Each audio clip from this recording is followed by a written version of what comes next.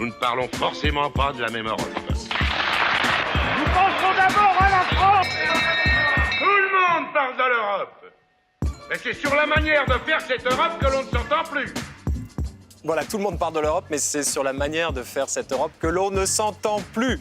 Bonjour et bienvenue à Bruxelles pour ce deuxième numéro de La Faute à l'Europe. Nous avons pris nos quartiers ici, en plein cœur du Parlement européen pour France Info. Son credo, l'humain au cœur des politiques. Or, c'est justement le principal reproche qui est fait à l'Union européenne d'avoir oublié les Européens au passage. Bonjour Sylvie Guillaume. Bonjour. Vous êtes eurodéputée socialiste, vice-présidente du Parlement européen. Elle est douce, elle est sensible, elle est délicate et elle met un raffut au premier ou à la première qui dit des âneries. Bonjour Kathleen Landaburu. Bonjour Yann Tani.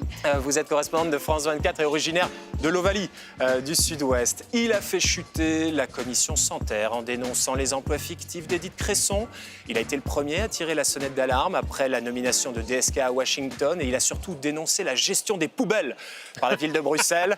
L'homme des malversations du sexe et des poubelles. Bonjour Jean Quatremer. C'est un résumé osé, mais succinct. Voilà. Jean Quatremer, évidemment, correspondant de Libération ici à Bruxelles. Alors, demandez le programme de La Faute à l'Europe.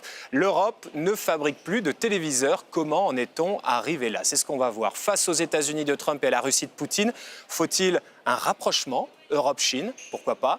Tout est pourri au royaume de l'Union européenne. Vraiment? On verra ça tout à l'heure avec l'édito de Jean, le tonton flingueur. Mais tout de suite, la présidentielle française. On a le meilleur système de protection sociale en Europe, en tout cas à en croire l'OCDE et Eurostat. Et pourtant, nos candidats veulent le changer. Hugues Baudouin a mené l'enquête. François Fillon a ouvert le bal, puis les uns après les autres, tous les candidats, ou presque, ont promis de réformer notre protection sociale. Pourtant, selon l'Union européenne, la France a le meilleur système de santé d'Europe. Alors pourquoi le réformer? Nos voisins nous appellent à la prudence. Vous avez un système qui fait partie des systèmes solidaires. Il doit encore l'être plus demain, être plus performant, mais surtout ne dégradez pas ce qui est bon chez vous. Beaucoup de pays européens cherchent à améliorer leur propre système en s'inspirant souvent de ce qui fonctionne chez nous. Mais en Europe de l'Ouest, la tendance est plutôt aux réformes libérales avec le risque de faire émerger une santé à deux vitesses. C'est le danger de la privatisation, de la libéralisation. C'est-à-dire qu'on fasse en sorte qu'on puisse avoir des soins de santé hyper performants pour les gens qui peuvent se le payer, et puis pour ceux qui n'ont pas les moyens d'avoir un système de base, c'est-à-dire qu'il soit nettement moins performant. Voilà, il ne faut pas avoir un système où ceux qui ont de l'argent ont les meilleurs soins possibles et ceux qui en ont moins se retrouvent sur le carreau. Emmanuel Macron, lui, au niveau de la protection sociale, il considère que nous n'avons pas le meilleur système de santé. Jean-Luc Mélenchon, les gens qui ne peuvent pas bien se soigner, ça ne peut plus durer. Marine Le Pen, les inégalités de santé s'accroissent année après année. Et François Fillon, les personnels de santé sont démotivés et démoralisés. Sylvie Guillaume, est-ce que vous êtes d'accord avec ce constat des principaux candidats à la présidentielle? Je suis d'accord avec le constat que ce que nous mettons en œuvre pour la protection des Français en France est de bonne qualité, plutôt envié, et que l'accès aux soins de santé, comme au reste de la protection des individus en France est de bonne qualité, plutôt enviée, et a servi à amortir, je crois, la crise beaucoup avec ce qu'on a appelé les amortisseurs sociaux.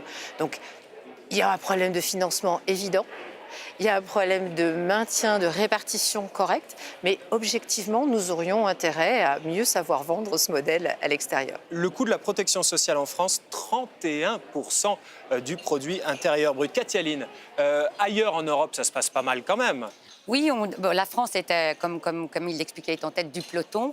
Mais, par exemple, les nouveaux papas sont beaucoup mieux lotis en Finlande. Ils disposent de 45 jours de congé paternité, alors qu'en France, c'est 11 jours.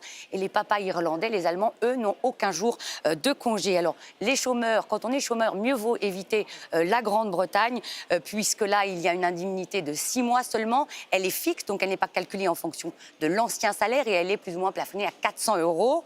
Alors, concernant les congés maladie, autre exemple, là, ce sont les Néerlandais qui sont les champions d'Europe, puisqu'ils disposent de quasiment 2 ans de congés payés, 70% de leur salaire. Alors, si on compare ça aux États-Unis, où le congé maladie n'existe pas, on voit qu'en général, l'Europe est bien lotie. Même chose, par exemple, pour les congés, les jours de congé. Aux États-Unis, c'est 10 jours de congé. En Europe, en moyenne, on parle de 20 jours de congé. Alors, vous parliez, Kathleen, du système anglais. Pourtant, Jean-Luc Mélenchon et Benoît Hamon, eux, ils il prône, il plaide en faveur d'un système à l'anglaise avec un service national public de santé. Là, on parle de santé, vous parliez de l'assurance chômage au Royaume-Uni. Fillon, Macron, Mélenchon, ils optent pour un remboursement à 100% des frais dentaires et d'optique.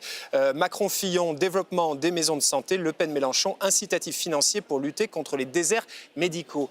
Jean, est-ce qu'on est si mal loti que ça en France? Est-ce que le système... C'est le système qui ne marche pas. Qui a un dysfonctionnement profond et on ferait mieux peut-être de s'inspirer ce qui se passe par exemple en Allemagne.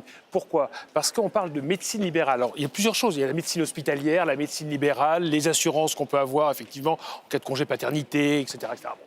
Mais prenons la médecine libérale, qui est le problème majeur sans doute qu'on a en France. Vous avez des médecins qu'on laisse libres de prescrire ce qu'ils veulent, qui ne sont pas contrôlés et qui, par ailleurs, s'affirment libéraux. Non, ce sont en fait des fonctionnaires payés par la sécurité sociale. Et un jour, il va falloir sortir de ce flou juridique et financier qui finit par nous coûter cher. À suivre, savez-vous que l'on ne fabrique plus de téléviseurs sur notre continent? Les chances que vous regardiez d'ailleurs cette émission sur un téléviseur Made in Europe sont quasi nulles, sauf s'il est très vieux. Tout se fait en Asie. C'est la faute à l'Europe.